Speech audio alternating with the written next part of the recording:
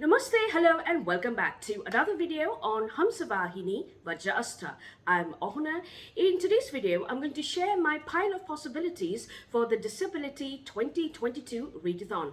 Now, the Disability Readathon is a month-long readathon which will be happening all along April, and this year it has been hosted by Erin and Anna, and I will leave a link to the announcement videos in the description box below, as well as leave it in the overhead cards above for all of you to cross-check. Also, because it's an own voices readathon, I would also be leaving a link to their websites for the Disability Readathon in the description box below for all of you to cross-check and to know more about this particular readathon, especially about our hosts. So do please join me further in this video.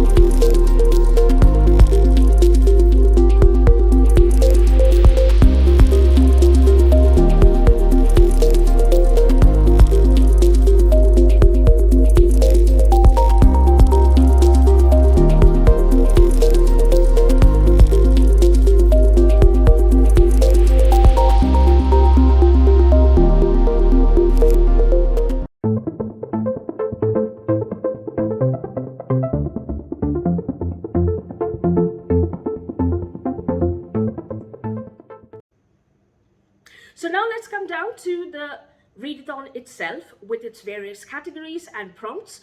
Now, there are 4 categories in this particular readathon. Each category has multiple prompts. We are supposed to choose one prompt from every category so that after a selection, we are left with 4 books. There is also a bonus challenge wherein there is a group book, which is optional, of course, but I'll be sharing that with you further on in this video.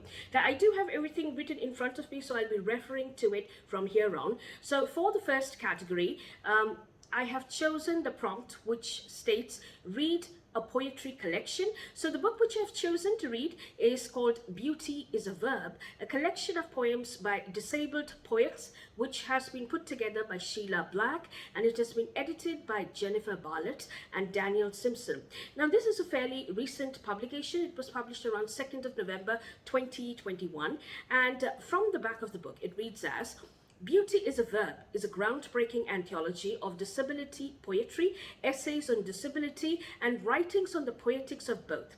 Call it crip poetry, disability poetry, poems with disability. This is where poetry and disability intersect, overlap, collide, and make peace. I do really apologize for the background noise. I live near the airport. There's a flight going overhead, so you will hear some background noise of flights. I do really apologize for that. But coming back to the description at the back of this book, for the reader of good poetry interested in diversity of American expression, this anthology provides an understanding of the history and contemporary vitality of the poetry and poetics of the non-normative body. 3 sections: foremothers and forefathers, the disability poetics movement, and a language of new embodiment, gather the poems and statements on poetics together in a meaningful whole. So that's the first book that I've selected. Also, since it's an anthology, there is more information which has been given by the contributors of this anthologies, as well as about the author or of the book who has put everything together. So I will leave a link to that particular website which features more about the content of this book in the description box below. So if you're interested in the contributors of this anthology, do please check that website. Now, for the second category, I have chosen the prompt to read a text centered on invisible disability. So I have chosen to read a novella by an author who has invisible disability, and this is The Labyrinth's Archivist by Day L. Muhammad. And from the back of the book, it reads as, walking the labyrinth and visiting hundreds of other worlds, seeing so many new and wonderful things, that is the provenance of the travelers and traders, of adventurers and heroes. Azulia has never left her home city, let alone the world. Her city is at the nexus of many worlds with its very own Hall of Gates, and her family are the archivists. They are the map makers and tellers of tales. They capture information on all of the byways, passages and secrets of the labyrinth. Gifted with a perfect memory, Azulia can recall every story she ever heard from the walkers between the worlds. She remembers every trick to opening stubborn gates and the dangers and delights of hundreds of worlds, but Azulia will never be part of a family's legacy. She cannot make the fabled maps of the archivists because she is blind. The archivist's residence is a way station among worlds. It is safe, comfortable, with all foods and amenities provided. In exchange, of course, for stories of their adventures and information about the labyrinth, which will then be transcribed for posterity and added to the great archive. But now, someone has come to the residence and is killing off archivists using strange and unusual poisons from unique worlds whose histories are lost in the darkness, dustiest corners of the great archive. As archivists die, one by one, Azulia is in a race to find out who the killer is and why they are killing the archivists before they decide she is too big a threat to leave alive. So that's the whole gist of the story, which I'm quite excited to read about. Also, about the author, I will leave a link to a video wherein the author has spoken about has spoken for the Ability magazine, the Leadership for Ability magazine, and you can definitely know more about the author. And if you just cross-check with the link, it will be in the description box below, and I will also try and link it in the overhead card above for all of you to cross-check. Now, from the third category, I have chosen the prompt to read a book by an autistic author, and for this I have chosen to read On the Edge of Gone by Corinne Duvis. Now, from the back of the book, it reads as a thrilling, thought-provoking novel from one of young adult literature's boldest new talents. January 29, 2035. That's the day the comet is scheduled to hit, the big one. Dennis and her mother and sister Iris have been assigned to a temporary shelter outside the hometown of Amsterdam to wait out the blast, but Iris is nowhere to be found. And at the rate of Dennis's drug-addicted mother is going, they'll never reach the shelter in time. A last-minute meeting leads them to something better than a temporary shelter, a generation ship scheduled to leave Earth behind to colonize new worlds after the comet hits. But everyone on the ship has been chosen because of their usefulness. Dennis is autistic and fears that she'll never be allowed to stay. Can she obtain a spot before the ship takes flight? What about her mother and sister? When the future of human race is at stake, what lives matter the most? So this is a very interesting plot, which I'm quite excited to read about. So that will be the third book that I've chosen to read. Now, under the fourth category, I have chosen to read for the prompt, which states, read a book by an Asian author. And for this, I have chosen to read One Little Finger by Malini Chib. And from the back of the book, it reads as, the birth was hugely traumatic, and the pediatrician in charge kept repeating to himself, it was a mistake. I should have carried out a cesarean. Let's see if she survives. I'm not sure if she will survive. At the most 72 hours. I survived.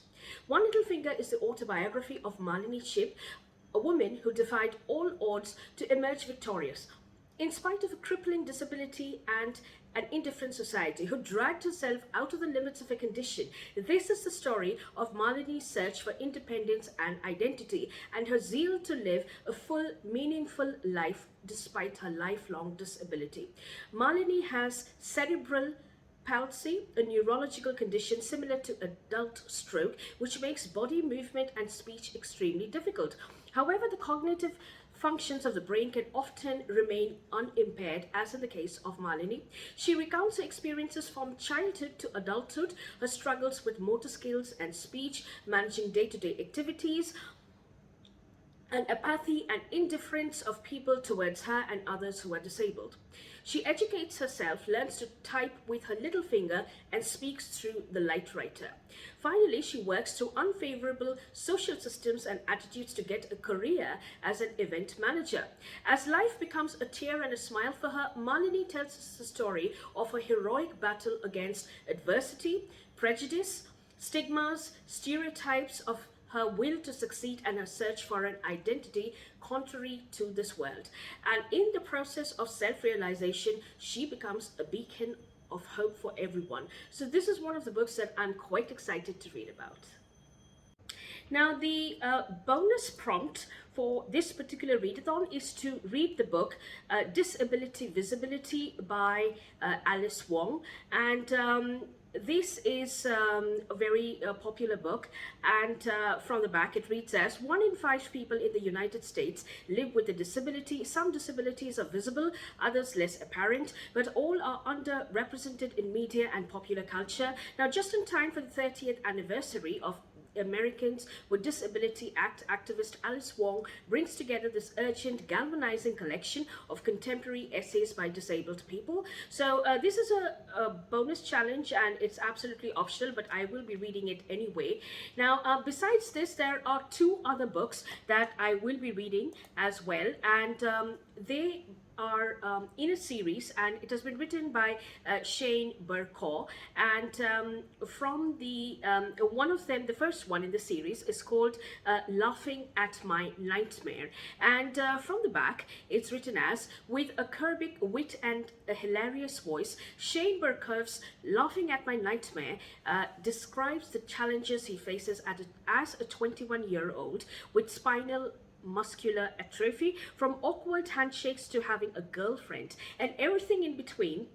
Shane handles the situation with humor and a you only live once perspective on life. While he does talk about everyday issues that are relatable to teens, he also offers an eye-opening perspective on what it is like to have a life-threatening disease. So that is the first in a series. This is also followed up by a second in the series, which is called Strangers Assume My Girlfriend Is My Nurse, which is absolutely hilarious. And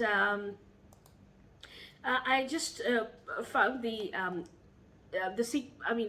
this particular book recently. So from the back it reads as: with a signature wit, 20-something author, blogger and entrepreneur Shane Burkaw is back with an essay collection about living a full life in a body that many people perceive as a tragedy. From anecdotes about first introductions where people patted him on the head instead of shaking his hand, to stories of passerby mistaking his able-bodied girlfriend for a nurse, Shane tackles awkward situations and assumptions with humor and grace. On the surface, these essays are about day-to-day life as a wheelchair user with a degenerative disease, but they are actually about family, love, and coming of age. Shane Burkaw is one of the hilarious YouTube duos, Squirmy and Grubs, which he runs with his girlfriend, now fiance, Hannah Allward. And so I will be leaving links to Shane Burkaw's channel in the description box below, as well as in the overhead card above. It's a fun-filled channel. Do please check out their latest videos, and you can of course subscribe to them. So all of that will be there in the description box below. Now, the last book that I would like to add to my pile of possibilities is called Able: Gold Medals, Grand Slams and Smashing Glass Ceilings by Dylan Alcott. Now, Dylan Alcott is a very famous Australian sportsperson, and I will try and leave a link to all his videos in the description box below, as well as in the overhead cards above for all of you to cross-check. Now, from the back of this book, it reads as: Dylan Alcott has never let his disability get in the way of what he wanted to achieve. His family treated him no differently to any other kid, and it was the best thing they ever did. Growing up, Dylan always had a positive attitude to life, so when he discovered sport, he did have a go at anything and could always be found at the center of the action, giving his best and playing to win.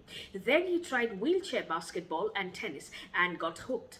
Fast forward 10 years or so, and now 3 times Paralympic gold medalist, author of the Australian recipient, Grand Slam tennis champion, and philanthropist combines elite sport with a love for music. He's a Triple J radio announcer and is famous for his crowd surfing. But Dylan's greatest passion is changing the way those with disabilities are perceived and to inspire young people, whether they have disabilities or are able-bodied. To achieve their dreams, it's a passion that drives him every day. In Able, Dylan shares his story. It's a tale of someone who's proud of who he is, who has a go, does everything with heart and soul, and who always sees the upside and never takes himself too seriously. So that's the last book which I'll be reading for this particular readathon. So those are the few books that I plan on reading for this particular readathon. Do let me know what you think about these books. Have you read them, or have these books sparked an interest in you? And if you would like to talk with me about these books in the comment section below, of course, do leave a comment about your opinions on these books, as well as in case if you would love to participate in this readathon. And that brings us to the end of this video. I will see you soon next week with another video. So till then, take care, have a good reading week ahead, and namaste.